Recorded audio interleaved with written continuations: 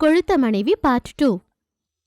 சங்கரம் லாவண்யா தம்பதிகளை பார்த்து ஊர்க்காரங்க மொத்தமும் சிரிப்பாங்க. லாவண்யா பெருந்தீனி அப்படிங்கறதுனால சங்கரம் ரொம்பவே கஷ்டப்பட்டான். கொஞ்ச நாளாவே ஊர்ல அவனோட மனைவி லாவண்யா செஞ்ச குறும்புனால சங்கரம் ரொம்பவே கஷ்டப்பட்டான். ஆனா அவனோட மனைவிய யாராவது எதனா ஒண்ணு சொல்லிட்டா தாங்க மாட்டான். ஒரு நாள், பாரு லாவண்யா, நீ கும்பகரண மாதிரி சாப்பிட்டுக்கிட்டு இருந்தா எப்படி சொல்லு? நான் சம்பாதிக்கிறது மொத்தமும் உனக்கே சரியா போயிடுது. அதுக்குதான் நம்ம கோவிலுக்கு போயிட்டு வரலாம் லாவண்யா. எங்கங்க? எந்த கோவிலுக்கு போயிட்டு வரலாம்? அந்த ஏழுமலையா சுவாமி கோவிலான திருப்பதிக்கு போயிட்டு வரலாம்.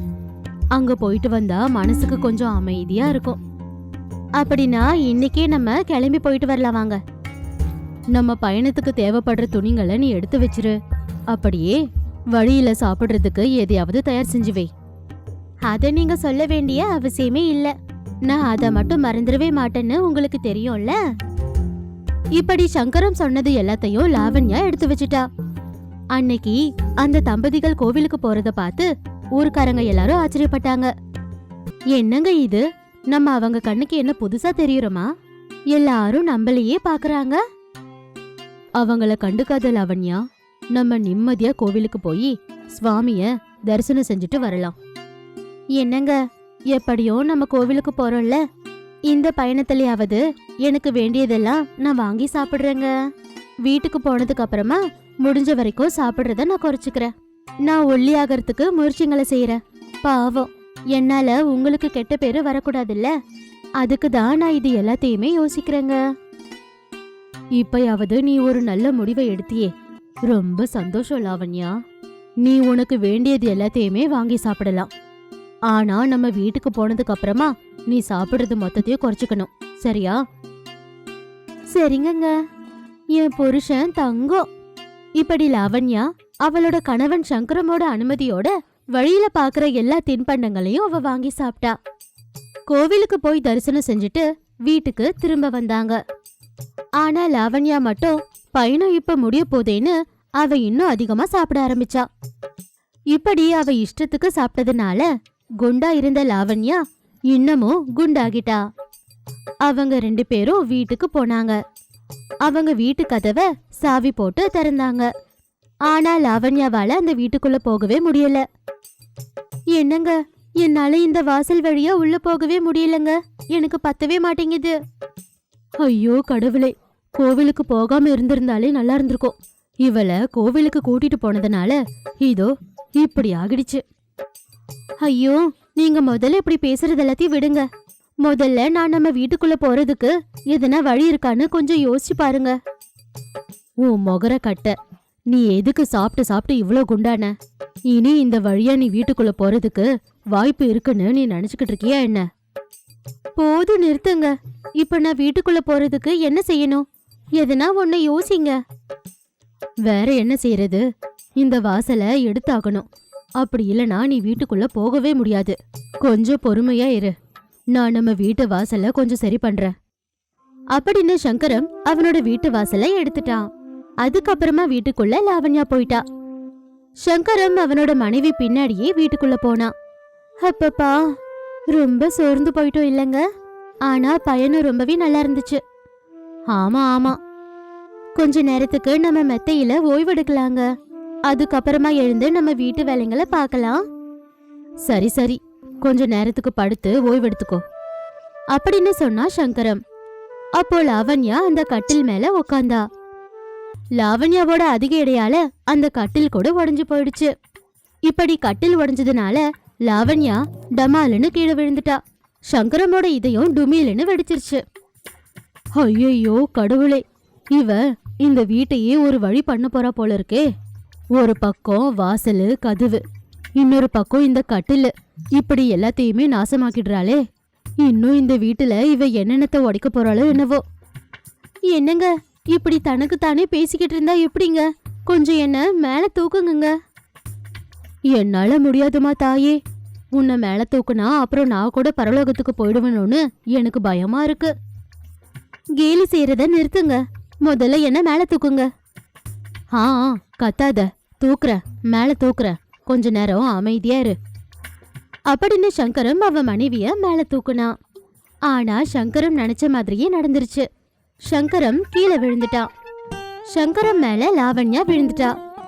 அது வரைக்கும் கத்துக்கிட்டே இருந்த சங்கரம் அவனோட மனைவி மேல வந்து விழுந்ததுனால பேசவே முடியல. அவனுக்கு மயக்கமே வந்துருச்சு.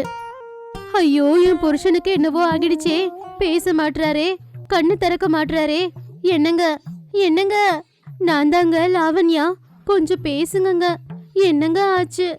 ஐயோ, ஒருவேளை இவர் என்ன விட்டுட்டு போயிட்டாரா? ஐயோ கடவுளே, என் புருஷன் எனக்கு இல்லாம போயிட்டாரே. என்னங்க, என்னை இப்படி அனாதையா விட்டுட்டு போயிட்டீங்களே. இப்படி லாவண்யா அழுது ஒப்பாரி வச்சுக்கிட்டு இருக்கும்போது பக்கத்து வீட்டு காந்தம் அங்க வந்தாங்க. என்னாச்சுமா?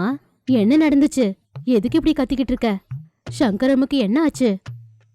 பாருங்கங்க, என்னை எழுப்ப பார்த்தாரு. ஆனா நான் தவறி அவர் மேல விழுந்துட்டேன். அதுல இருந்து அவர் இப்படி ஆகிட்டாரு. எனக்கு என்ன செய்யறதுனே ஒன்னும் புரியல.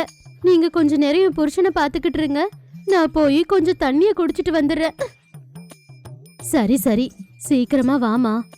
டாக்டருக்கு ஏதாவது சொல்லி அனுப்பணுமா? அந்த வேலையை செய்யுங்க. நீங்க போய் டாக்டரை கூட்டிட்டு வாங்க, நான் அதுக்குள்ள போய் தண்ணி குடிச்சிட்டு வந்துடுறேன். அப்படின்னு லாவண்யா சமையலறைக்குள்ள போனா. காந்தம் வேகமா டாக்டரை கூட்டிட்டு வர போயிட்டாங்க. கொஞ்ச நேரத்துக்கு அப்புறமா காந்தம் டாக்டரை கூட்டிக்கிட்டு சங்கரம் கிட்ட வந்தாங்க. டாக்டர் சங்கரத்தை சோதிச்சு பார்த்தாரு. இவருக்கு சம்பந்தப்பட்ட ஆளு எங்கம்மா இருக்காங்க? இங்க தாங்க இருந்தா. அவளோட புருஷனுக்கு இப்படி ஆகிடுச்சேன்னு லாவண்யா தண்ணி குடிக்க போயிருந்தா. அவ இங்கதான் இருக்கணும். லாவண்யா, லாவண்யா. காந்தமோட சத்தத்தை கேட்டு சமையல் அறைக்குள்ள வாய் நிறைய சாப்பிட்டுக்கிட்டு இருந்த லாவண்யா அப்பத்துல இருந்து அழுக ஆரம்பிச்சிட்டா. கஷ்டப்படுற மாதிரி கத்திக்கிட்டே காந்தம் கிட்ட அவ போனா. ஐயோ, என் புருஷன் என்னை விட்டுட்டு போயிட்டாரே கடவுளே. இனிமே எனக்கு யாரு பிரியாணி வாங்கி தருவா, பழங்கள் எல்லாம் வாங்கி தருவா? கடைசியா இனிமே எனக்கு ஸ்வீட்டு கூட யாரு வாங்கி தருவா கடவுளே? என் புருஷன் இப்படி போயிட்டாரே, எனக்கு ஏன் இந்த தண்டனை? சே, போதும், அப்புறமா அழுகு. முதல்ல உன் வாயை தொடச்சுக்கோ. சாப்பிட்டது மொத்தமோ வாயில அப்படியே இருக்கு. பாருங்கம்மா, உங்க புருஷனுக்கு எதுவும் ஆகல, கொஞ்சம் தண்ணி கொண்டு வந்து கொடுங்க. இப்படி டாக்டர் கேட்ட உடனே லாவண்யா போய் தண்ணி கொண்டு வந்து கொடுத்தா. தண்ணிய டாக்டர் சங்கரம் முகத்து மேல தெளிச்சாரு. அவ்வளவுதான், சங்கரம்க்கு நினைவு வந்துருச்சு. நினைவு திரும்பின சங்கரம் அவனோட மனைவிய பார்த்து ஓன்னு அழுதுட்டான். இவ என்ன வாழ விட மாட்டா, நான் ஓடி போயிடுறேன், இனிமே இங்க இருக்க மாட்டேன், என்ன காப்பாத்துங்க. இவர் எப்பவும் இப்படிதான் சொல்லுவாரு. நீங்க போயிட்டு வாங்க டாக்டர், என் புருஷனுக்கு சிகிச்சை செஞ்சு நீங்க இவரை காப்பாத்திட்டீங்க, எனக்கு இதுவே போதும். நான் கூட இப்ப போயிட்டு வர லாவண்யா. பாவம், அவரை கஷ்டப்படுத்தாதம்மா. மதியானம் ஆகுது, முதல்ல சாப்பிடுறதுக்கு அவருக்கு ஏதாவது ஒண்ணு கொடு. ஐயோ, அவருக்கு இப்படி ஆகிடுச்சேன்னு நான் எதுவுமே சமைக்காம போயிட்டேனே. அதெல்லாம் பரவாயில்ல, நீ என் கூட வா, நான் என் வீட்ல இருந்து சாப்பாடு தரேன். இந்த வேலைக்கு நீங்க அதை சாப்பிடுங்க. சரிங்க காந்தம் அக்கா, வாங்க. அப்படின்னு காந்தம் வீட்டுக்கு லாவண்யா போனா. காந்தமோட வீட்ல சாப்பிட நிறைய இருந்துச்சு. அத பார்த்த லாவண்யாவுக்கு சுத்தமா பொறுக்கவே முடியல. அப்போ காந்தம், பாருமா, நான் என்னோட அறைக்குள்ள போயிட்டு வரேன், நீ கொஞ்ச நேரம் இப்படி உட்காரு. நான் வந்ததுக்கு அப்புறமா ஒரு பாக்ஸ்ல உனக்கு சாப்பாடு போட்டு கொடுக்கறேன், அதை எடுத்துட்டு போய் உன் புருஷனுக்கு ஊட்டி விடு, சரியா? சரிங்க அக்கா, நீங்க போயிட்டு வாங்க. அப்படின்னு சிரிச்சுக்கிட்டே லாவண்யா சொன்னா. காந்தம் அவங்களோட அறைக்குள்ள போனாங்க. அதுக்குள்ள லாவண்யா அங்க இருந்த பலகாரங்கள் எல்லாத்தையும் ஒரு பையில போட்டு எடுத்துக்கிட்டு திருட்டுத்தனமா அவளோட வீட்டுக்கு போயிட்டா.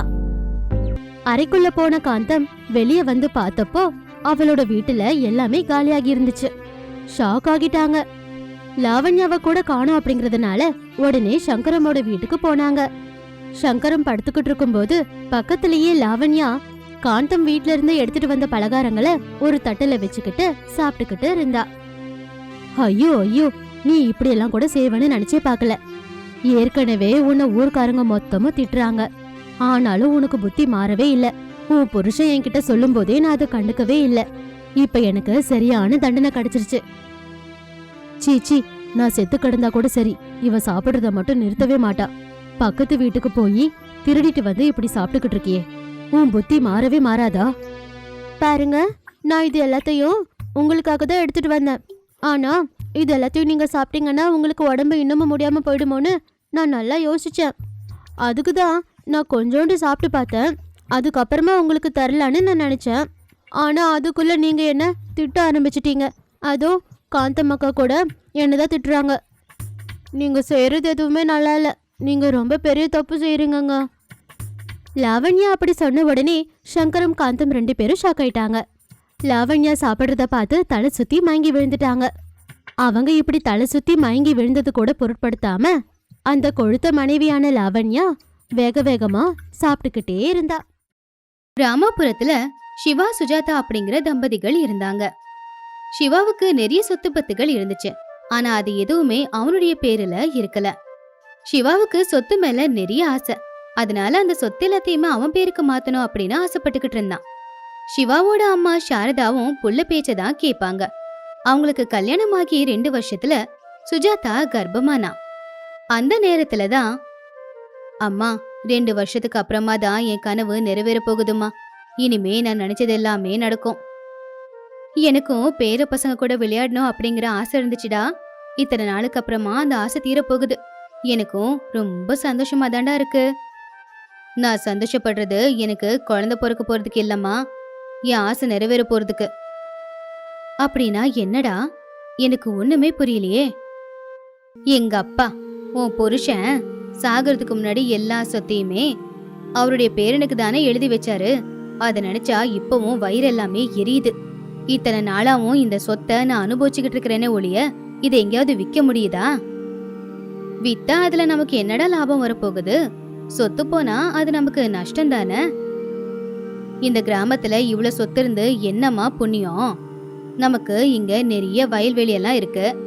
அதை வித்தா நமக்கு நிறைய பணம் கிடைக்கும். அந்த பணத்தை வச்சு பட்டணத்துல வியாபாரத்தை ஆரம்பிச்சிடலாம். அந்த வியாபாரத்துல தினமும் எனக்கு பணம் கிடைச்சுக்கிட்டே இருக்கும். அந்த பணத்தை வச்சு நான் அரசியலுக்குள்ள போயிடுவேன். நான் ஒரு எம்எல்ஏவா ஆகணும். அதுதான் என் கனவு. ஆஹா, நல்ல யோசனை தான்ப்பா. இந்த அம்மாவோட ஆசீர்வாதம் உனக்கு எப்பவுமே இருக்கும். சரி, இப்போ என்ன செய்யலான்னு நினைக்கிற? என் பொண்டாட்டி இப்பதானே கர்ப்பமா இருக்கா. அவ அந்த புள்ளைய பெத்தெடுக்கட்டும். என் புள்ள பிறந்ததுக்கு அப்புறம் இந்த சொத்து எல்லாத்தையுமே என் புள்ளையோட பேருல நான் எழுதி வைக்க சொல்றேன். அதுக்கப்புறம் அவனை பாத்துக்கிறதுக்காக பணம் தேவைப்படுதுன்னு சொல்லி வயல் எல்லாத்தையுமே நான் வித்துடுறேன். அதுக்கப்புறம் நான் நினைச்ச மாதிரியே அந்த பணத்தை வச்சு வியாபாரம் செஞ்சு அரசியல்ல குதிக்க போறேன். அருமைடா, ரொம்ப நல்லாதான் யோசிச்சிருக்க. உன்ன மாதிரி புள்ள கிடைக்க நான் கொடுத்து வச்சிருக்கணும்டா. சிவா சாரதா அப்படி பேசிக்கிட்டு இருக்கும்போது அந்த இடத்துக்கு சுஜாதா வந்தா. சுஜாதா கர்ப்பமா இருக்கிறதுனால அவ மெதுவாதான் நடந்துகிட்டு அங்க வந்தா. அட சுஜாதா, கொஞ்சம் பொறுமையா வா. கூப்பிட்டிருந்தா நானே உன் பக்கத்துல வந்திருப்பேனே. எதுக்கு நீ இவ்வளவு கஷ்டப்படுற? அம்மாடி சுஜாதா, உனக்காக நான் இப்பதாம்மா ஜூஸ் போட்டு எடுத்துட்டு வந்துட்டு இருக்கேன். ஐயோ எதுக்கத்த? பரவாயில்ல, அதெல்லாம் நானே பாத்துக்கிறேன். நீ சும்மாருமா. என் மருமவளுக்கு நான் செய்யாம வேற யார் செய்ய போறாங்க? நீ வேற பேரனை பெத்து கொடுக்க போற. அவன் கூட நான் சண்டை போடணும்ல. அதுக்கு அவனுக்கு கொஞ்சமாவது பலம் வேணும்ல. அதுக்கு தான் இந்த ஜூஸ். சாரதா சொன்னதை கேட்டு சுஜாதா சிவா 2 பேரும் சிரிச்சாங்க. அப்படி சாரதா ஜூஸ் கொடுத்ததும் அத சுஜாதா குடிச்சிட்டு போய் படுத்து கொஞ்சம் ஓய்வு எடுத்தா. அப்படி 2-3 மாசம் வரைக்கும் சுஜாதாவுக்கு எந்த கஷ்டமும் இல்லாம புருஷனும் மாமியாரும் பாத்துக்கிட்டாங்க. அப்படி சந்தோஷமா இருந்த சுஜாதாவோட வாழ்க்கை ரொம்ப நாள் அப்படியே இருக்கல. ஒரு நாள் அந்த வீட்டுக்கு ஒரு முனிவர் வந்தாரு. ஒவ்வொரு வீடா போய் அந்த முனிவர் பிச்சை எடுத்துக்கிட்டே அந்த வீட்டுக்கு சம்பந்தப்பட்ட ஏதாவது ஒண்ணு சொல்லிக்கிட்டு போய்கிட்டு இருந்தாரு. அப்படி அன்னைக்கு பிச்சை எடுக்கிறதுக்காக சுஜாதாவோட வீட்டுக்கு வந்தாரு. பவதி பிக்ஷாந்தேஹி, பசிக்குது, சாப்பாடு போடுங்கம்மா. இதோ எடுத்துட்டு வர சாமி. அம்மாடி சுஜாதா, நான் எடுத்துட்டு போறேம்மா. நீ எதுக்கு போற? ரொம்ப கஷ்டப்பட்டு வேலை செய்யக்கூடாதுல்ல. அப்படி சுஜாதா கிட்ட இருந்த தட்டை வாங்கிட்டு போய் அந்த சன்னியாசிக்கு பிச்சை போட்டாங்க சாரதா. சன்னியாசி அங்கிருந்து கிளம்பும் போது சுஜாதாவை பார்த்து இப்படி சொன்னான். உனக்கு மகாலட்சுமி மாதிரி ஒரு பெண் குழந்தைதாம்மா பிறக்க போகுது, நல்லபடியா பாத்துக்கோ அப்படின்னு சொன்னதும் சுஜாதா ரொம்பவும் சந்தோஷப்பட்டா. ஆனா சாரதா சிவா 2 பேரும் கோவப்பட்டாங்க. 2 பேரும் ஷாக் ஆனாங்க. ஏய் பிச்சைக்காரா, பிச்சை வாங்கணுமா வாய முடிக்கிட்டு போனோமா அப்படின்னு இருக்கணும். தேவையில்லாம எல்லாம் பேசக்கூடாது. நீ என்ன டாக்டரா? என் பொண்டாட்டி வயித்துல என்ன குழந்தை வளருதுன்னு சொல்றதுக்கு? என் பொண்டாட்டி வயித்துல வளருது என் குடும்பத்தோட வாரிசு, ஆண் குழந்தைடா. டேய் சும்மா இருடா, எதுக்கு அவ்வளவு கோவம்? அவர் பேச்ச நீ பெருசா எடுத்துக்காத. உனக்கு ஆண் குழந்தைதான் வேணும்னா இந்த குளிர்காலத்துல ஊர் எல்லையில இருக்கிற கோவில் கிட்டதான் உன் பொண்டாட்டி வாழ்ந்தாகணும். தினமும் அங்க விறகடுப்ப பத்த வச்சு அதுல சமைச்சு எல்லாருக்கும் அன்னதானம் பண்ணணும். தூக்கம் வந்தா வெறும் தரையில தான் படுக்கணும். இந்த வேலையெல்லாம் அந்த பொண்ணு செய்யும் போது அவளுக்கு யாருமே உதவி செய்யக்கூடாது. இப்படி எல்லாம் பண்ணாதான் உனக்கு ஆண் குழந்தை பிறக்கும் அப்படின்னு சொல்லி அந்த முனிவர் அங்கிருந்து போயிட்டாரு. அந்த முனிவர் அங்கிருந்து போனதுக்கு அப்புறம் சிவா சாரதா 2 பேரும் யோசிக்க ஆரம்பிச்சாங்க. அந்த முனிவர் சொன்ன மாதிரியே சுஜாதாவை அந்த கோவில் கிட்ட அனுப்பி வைக்கிறதுக்கு சிவா முடிவு பண்ணிட்டான். இங்க பாரு சுஜாதா, இந்த வீட்டுக்கு வாரிசு தான் பிறக்கணும். அது எனக்கு ரொம்ப முக்கியம். அதனால தயவு செஞ்சு அந்த முனிவர் சொன்ன மாதிரி அந்த கோவில போய் நீ வாழ பாரு. சரிங்க, உங்க சந்தோஷம்தான் எனக்கு முக்கியம் அப்படின்னு சுஜாதா கட்டண துணியோட ஊர் எல்லையில இருக்கிற அந்த கோவிலுக்கு போனா. அந்த குளிரில விறகடுப்ப பத்த வச்சு அங்கேயே சமைச்சு வரவங்களுக்கு அன்னதானம் போட்டுக்கிட்டு இருந்தா. அந்த முனிவரும் கோவிலையே தங்கி சுஜாதா போடுற அன்னதானத்துல கலந்துகிட்டு இருந்தாரு. சுஜாதா கஷ்டப்பட்டு செய்யறது எல்லாத்தையுமே சிவா சாரதா பார்த்தாங்களே ஒழிய உதவி எதுவும் செய்யல. இங்க ரொம்ப குளிர்து அத்தை, போத்திக்க போர்வையாவது எடுத்துட்டு வந்து கொடுங்க. குளிர் தாங்கிக்கவே முடியல, குளிர்ல அப்படியே செத்துருவோம் போல இருக்கு. மன்னிச்சிடுமா, அந்த முனிவர் உனக்கு எந்த உதவியும் செய்யக்கூடாதுன்னு சொல்லிருக்காரு. இன்னும் கொஞ்ச நாள் எப்படியாவது இப்படியே இருந்துருமா. சுஜாதா, இந்த குளிர்காலம் கொஞ்ச நாள் தான் இருக்கும். அது வரைக்கும் நம்ம குழந்தைக்காக நீ பொறுத்துக்கிட்டு தான் ஆகணும். அதுக்கப்புறமா எந்த பிரச்சனையும் இல்லாம நம்ம சந்தோஷமா இருக்கலாம். புருஷன் சிவா சொன்னதை கேட்டு சுஜாதா ரொம்பவும் வருத்தப்பட்டா. ஒவ்வொரு நாளும் அந்த குளிர்காலத்துல காலையிலே எழுந்திருச்சு பச்சை தண்ணியில குளிச்சு அதுக்கப்புறம் ஆத்துல இருந்து தண்ணி எடுத்துட்டு வந்து கோவில சுத்தப்படுத்தினா. விறகு எடுத்துட்டு வந்து அடுப்பையும் பத்த வச்சு சமைச்சான். ஆனா நிற மாசமா ஆகும்போது சுஜாதாவால அந்த வேலை எதுவுமே செய்ய முடியல. அவ வலி தாங்க முடியாம கஷ்டப்பட்டுக்கிட்டு இருந்தா. ஆனா அந்த முனிவர் மட்டும் தினமும் கோயிலுக்கு வந்து 3 வேளையும் திருப்தியா சாப்பிட்டு போய்கிட்டு இருந்தாரு. ஒரு நாள் சுஜாதாவுக்கு பயங்கரமான வயிற்று வலி ஏற்பட்டுச்சு. உடனே சிவா ஆம்புலன்ஸ்ல அவளை ஹாஸ்பிட்டலுக்கு கூட்டிட்டு போனா. அங்க டாக்டர்ஸ் சுஜாதாவை செக் பண்ணாங்க. என் பொண்டாட்டிக்கு என்ன ஆச்சு டாக்டர்? இங்க பாருப்பா, வயிற்றுக்குள்ள குழந்தை செத்து போச்சு. அவங்க கர்ப்பமா இருக்கும்போது நிறைய வேலை பண்ணிருக்காங்க. அதனால அந்த குழந்தைய இழந்துட்டாங்க. ஐயோ, ஏன் இப்படி எல்லாம் நடக்குது? நான் தெரியாதனமா பெரிய தப்பு பண்ணிட்டேனே. ஐயோ, அந்த முனிவரோட பேச்சு கேட்டு ரொம்ப பெரிய தப்பு பண்ணிட்டேன். அதனாலதான் கடவுள் எனக்கு தகுந்த தண்டனைய கொடுத்திருக்கான். அந்த ஆளோட பேச்ச நான் கேட்டிருக்கவே கூடாது. வீட்லயே இருந்திருந்தா நம்ம புள்ள நமக்காக இருந்திருப்பால. நீங்க தான் அவனோட பேச்ச கேட்டு இந்த கோயில போய் தங்க சொன்னீங்க. எல்லா வேலையும் செய்ய முடியாம நரகத்தை அனுபவிச்சேன். ஒவ்வொரு தடவையும் செத்து பொழைச்சேன். உண்மையிலேயே ஒரு தாயா நான் தோத்து போயிட்டேன். என் புள்ளைய நானாவே எழுந்துட்டேனே. அதுக்கு போய் ஏமா இவ்வளவு கவலைப்படுற? கவலைப்படாத, இன்னொரு 1 வருஷத்துல அழகான ஆண் குழந்தைய நீ பெத்தெடுப்ப. வாய முடுங்கம்மா, பெரிய மனுஷி மாதிரி இருக்கீங்க. ஒருத்தனோட பேச்சை கேட்டு உங்க மருமகளை இவ்வளவு கொடுமைப்படுத்திருக்கீங்க. நீங்க வயிற்று புள்ளத்தாச்சியே நீங்க ரொம்பவே கொடுமைப்படுத்திருக்கீங்க. நான் நினைச்சேனா இப்பவே உங்களையும் உங்க புள்ளையையும் ஜெயில போட்டுருவேன். நீங்க பண்ணிருக்கிறது எவ்வளவு பெரிய குற்றம் தெரியுமா? உங்களுடைய மூட நம்பிக்கையால ஒரு குழந்தைய கொன்னுட்டீங்களே, உங்களுக்கு தண்டனை கிடைச்சே ஆகணும். ஆமா டாக்டர், எனக்கு தண்டனை கிடைச்சுதான் ஆகணும். சொத்துக்காக ஆசைப்பட்டேன். ஆண் குழந்தை பிறக்கணும்னு நான் அடம் பிடிச்சேன். கடைசியில என் குழந்தைய நானே இழந்துட்டேன். நான் பண்ணது ரொம்ப பெரிய தப்பு. எனக்கு தண்டனை கிடைச்சாகணும் அப்படின்னு சிவா கவலைப்படுறத பார்த்து சுஜாதாவும் அழ ஆரம்பிச்சா. புருஷனை பக்கத்துல கூப்பிட்டு அவனை சமாதானப்படுத்தினா. சாரதாவும் அவருடைய மருமக கிட்ட மன்னிப்பு கேட்டாங்க. அன்னையில இருந்து சுஜாதாவுக்கு எந்த கஷ்டமும் வராத அளவுக்கு அவங்க 2 பேரும் பாத்துக்கிட்டாங்க.